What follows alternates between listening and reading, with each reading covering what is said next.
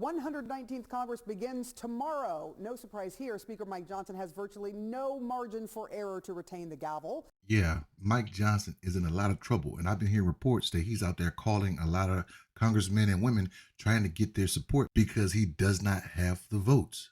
Please, man, I fuck your dick. It's a very, very small window in which he got to work with.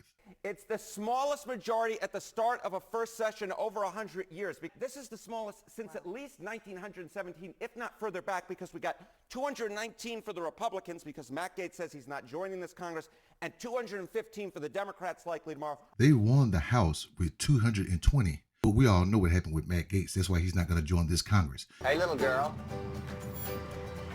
You like candy? So they got 219 votes in which to work with. They only got a 4-seat majority.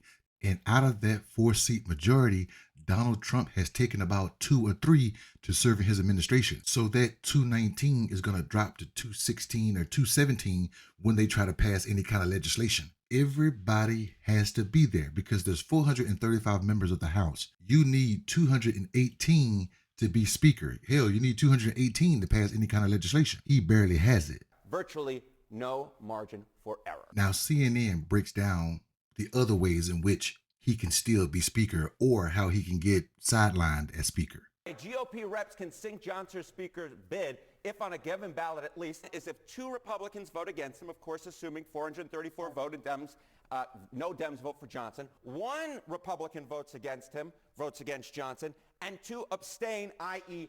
vote present. Now that second scenario is how they get legislation passed when it's a tight margin. If a member is there and they vote present and don't vote yay or nay or yes or no, that reduces the margin of error. That takes it from a 218 vote to a 216 or 217 vote. So every Democrat has to be present so they can keep the margin at 218. Yeah, it's pretty tight. It's pretty gosh darn tight. Was he talking about the margin? Nah, he was talking about the margin. He was talking about the margin.